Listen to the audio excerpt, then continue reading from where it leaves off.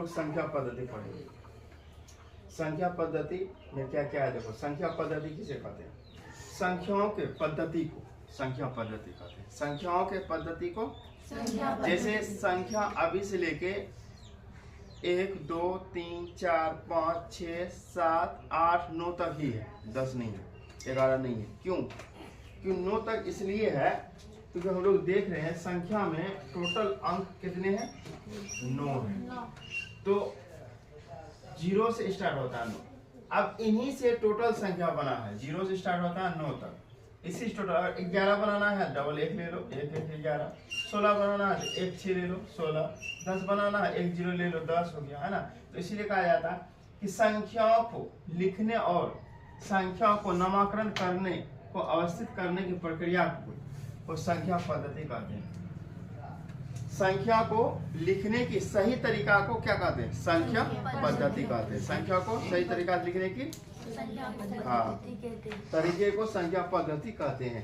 अब देखो अनंत तक सभी संख्याओं को हम संख्या पद्धति कहते हैं। अनंत तक जो चलेगा। अब देखो संख्या पद्धति में संख्या 12 प्रकार की होती है। कितने प्रकार की होती है? 12 प्रकार की होती है। अब पहले देखो प्राकृतिक संख्या। प्राकृतिक संख्या बोलते हैं एक से शुरू होने वाली गिनती की संख्या को प्राकृतिक संख्या कहेंगे। एक से शुरू होने वाले गिनती को प्राकृतिक। एक से शुरू हो देखो 1 2 3 4 5 6 7 8 9 डॉट डॉट अनंत तक जाएगा, है ना। स्टार्टिंग ही 1 से होता है, उसे क्या बोलेंगे? प्राकृतिक संख्या। अगर यहाँ पे कहे सम संख्या, इसे कहेंगे जो 2 से पूरा कट जाए, 2 से पूरा भाग लग जाए उसे सम संख्या कहते हैं। और विषम संख्या जो 2 से पूरा भाग नहीं लग रहा भाग ये, लेकिन लग रहा 2 दूनी 4, 2 से लगा दो 2 तिया 6, 2 से लगा दो 2 चौके 8, 2 से लगा दो 2 पंचे 10, सब कट गया ना। इसलिए क्या है?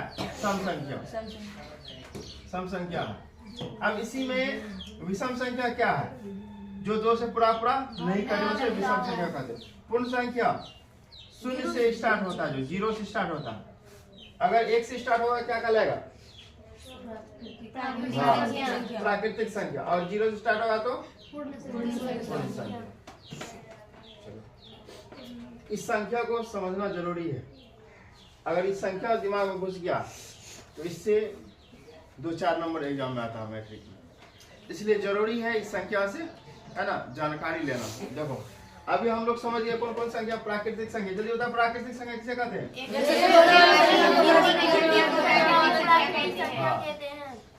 सम संख्या किसे कहते हैं? विषम संख्या किसे कहते हैं? पूर्ण संख्या किसे कहते हैं? अब हम लोग थोड़ा सा समझते हैं, है ना, पूर्णांक संख्या और भाज्य संख्या। तो पूर्णांक संख्या क्या होता है कि जिसमें धनात्मक और ऋणात्मक दोनों पाया जाता है उसे पूर्णांक संख्या कहते हैं। मान लो एक ही रेखा है, एक लाइन खींचा, यहाँ पे हम 0 लिख दिए। क्या लिख दिए? 0। तो यहाँ पे इधर हम -1 -2 -3 इधर चल दिए। कहाँ? 0 से इधर 1 2 3। जिस तरह से हम लोग ग्राफ खींचते हैं, यह एक लाइन है ना। लाइन के इस बगल माइनस होता है, इस बगल प्लस होता है।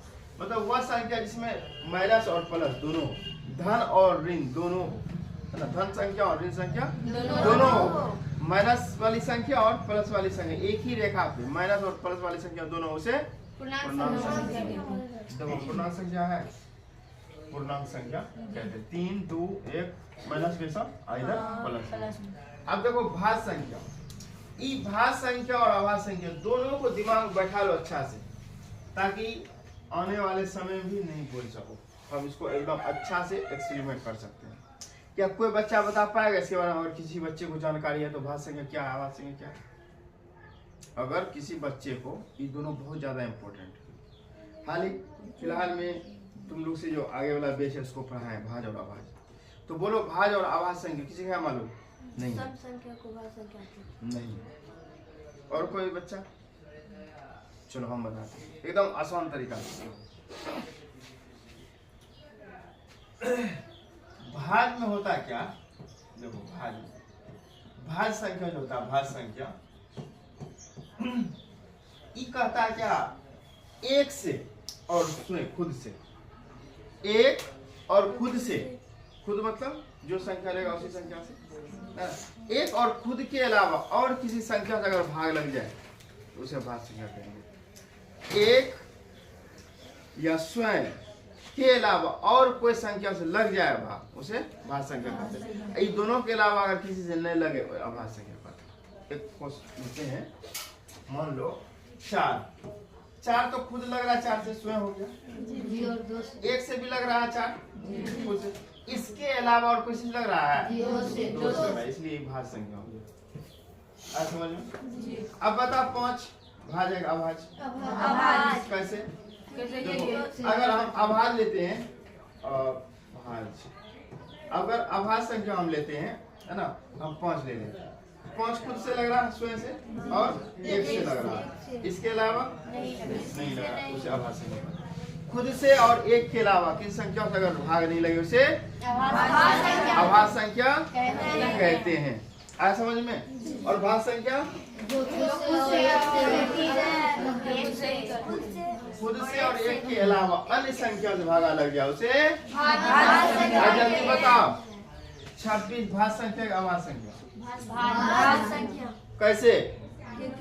क्योंकि खुद से लगा 26 से और 1 से भी लगा 2 से। अब बताओ ये क्या भाज संख्या? अच्छा बताओ, हाँ 31 भाजेगा भाज कैसे? किससे लगेगा? 1 से लगेगा और 31, इसके अलावा नहीं लगेगा, इसीलिए क्या है? क्या है संख्या? अभाज है।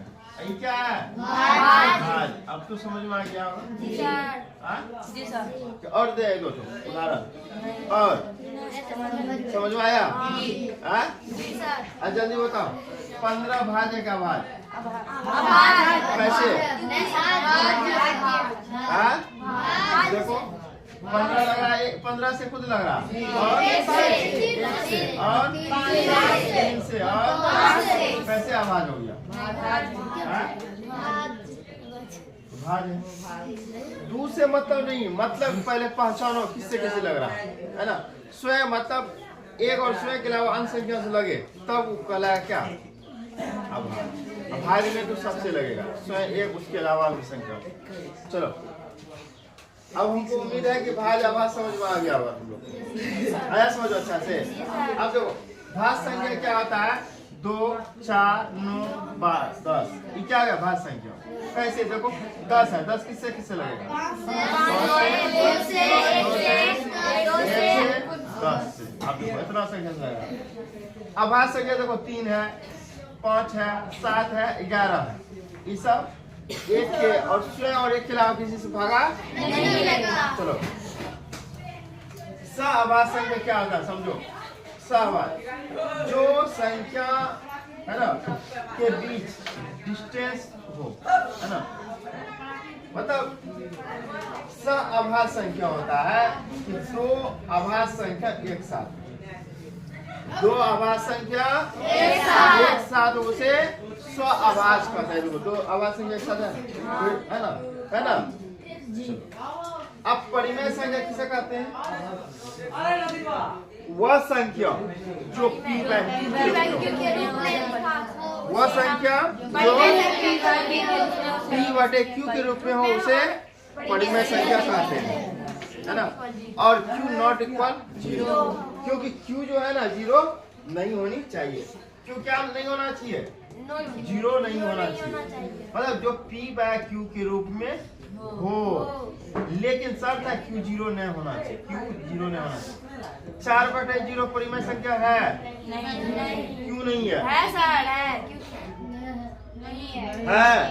नहीं है, क्योंकि Q नॉट इक्वल 0 होना चाहिए। Q 0 नहीं होना चाहिए, नॉट इक्वल मतलब नहीं, है ना। क्यों? हाँ, अगर 0 हम 4 लगा दे तो क्या हो जाए? परिमेय संख्या।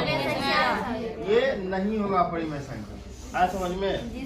इतना भी जान लो जो बटे के रूप में परिमेय संख्या। पी वैक्यू मतलब बटे है ना, शर्त है कि 0 नीचे ले रहा है। अब बताओ 2/4, 5/10, 1/4, 1/12 क्या है?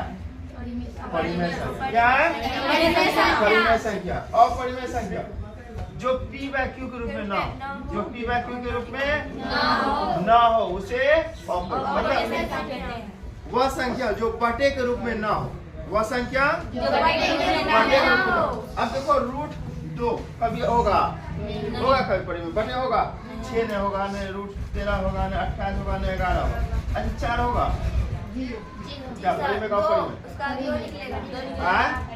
हाँ परिमेय होगा। अच्छा तुम लोग बताओ √15 कौन संख्या? परिमेय का परिमेय? परिमेय का परिमेय? अपरिमेय। सही है। जल्दी बता दो √16 क्या है?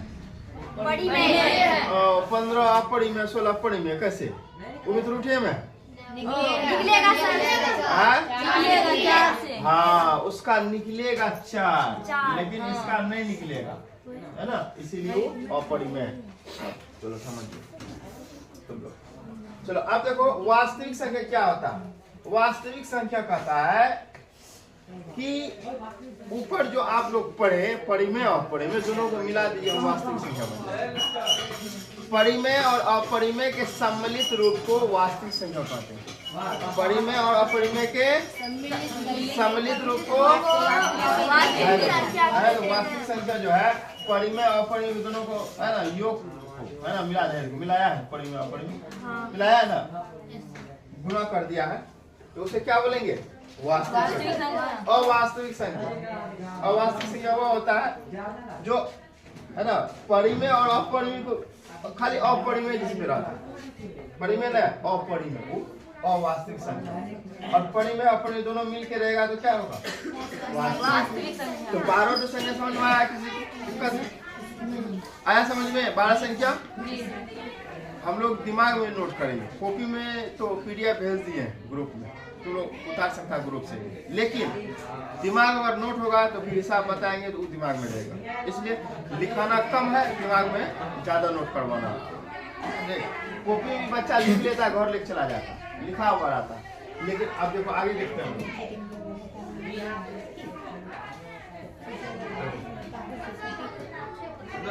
अब उसी को परिभाषित किया गया, उसी को परिभाषित किया गया।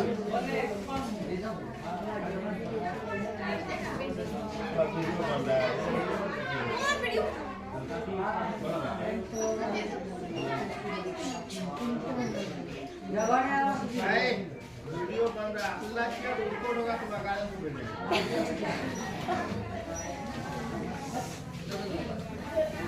चलो देखो प्राकृतिक संख्या के बारे में अभी हम लोग पढ़े, उसी का डिफिनेशन आ गया। क्या होता है? प्राकृतिक संख्या है ना, गिनती में उपयोग की जाने वाली प्रत्येक संख्या को प्राकृतिक संख्या कहते हैं। जैसे 1 2 3 4। सम संख्या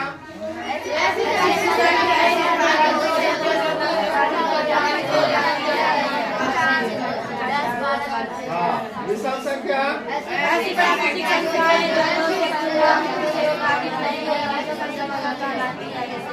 आप देखो पूर्णांक संख्या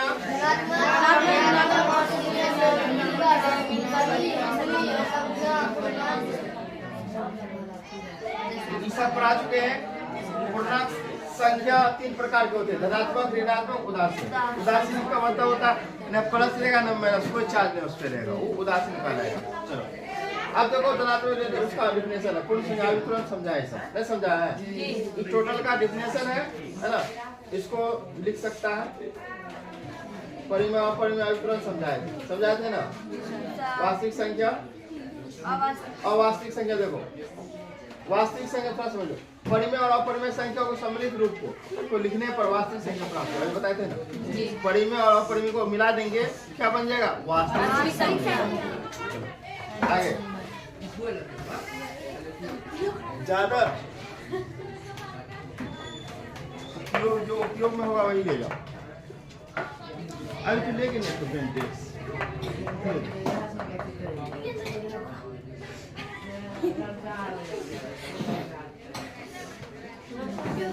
चलो देखो कुछ सूत्र है, उसको सूत्र है जो तुम लोग पढ़ चुका है। देखो अवास्तविक एक काल्पनिक संख्या है जिसका वास्तविक नहीं होता है, अवास्तविक कहलाता है। उसके बाद वास्तविक परिमेय अपरिमेय के रूप को वास्तविक सब समझा। अब सूत्र होता है ये बच्चा हिला कर पढ़ चुका तुम लोग, भाज्य बराबर भाज्य गुना भागफल प्लस अगर है ना भाज्य माइनस शेषफल को बाहर करेंगे भाजक और भागफल उधर चला जाएगा गुना है ना, और भाजक माइनस शेषफल बटे भागफल बराबर भाजक। अब विभाज्यता का नियम, कुछ नियम जान लो ये भी है ना। विभाज्यता का नियम इन विधियों को कहा जाता है जिसमें पता चलता है कोई संख्या किसी अन्य संख्या से पूरी तरह से विभाजित कैसे होता है उसका नियम। देखो 2 से भागा लगने का नियम क्या है? 2 से भागा लगने का नियम मालूम है क्या? देखो 2 से हम कोई संख्या में भागा कैसे लगा सकते हैं, पकड़ो। यही चीज बच्चा नहीं जानता है, इसके कारण बेसिक उसका कमजोर हो जाता है।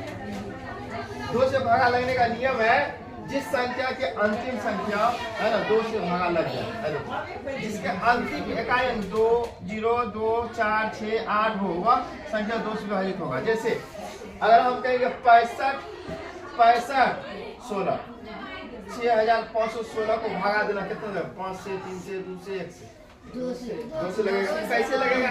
क्यों अंत में 6 है, 6 2 से कटता है इसीलिए लग जाएगा। अंत में 0 है 2 से लग जाएगा, अंत में 0 है 2 से लग जाएगा, अंत में 4 है इसीलिए 2 से लग जाएगा। चलो 3 से व्यवस्था का नियम क्या है?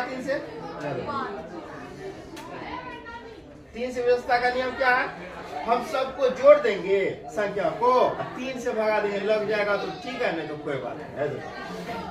65 175 है ना, 6 5 1 7 3 5 सबको जोड़ो। 6 5 11 1 12 12 5 12 7 12 7 19 5 24 24 3 का टुकड़ा आधा 24 आता तो समझ जाएंगे कि है ना 65 175 3 से भगा लग रहा है।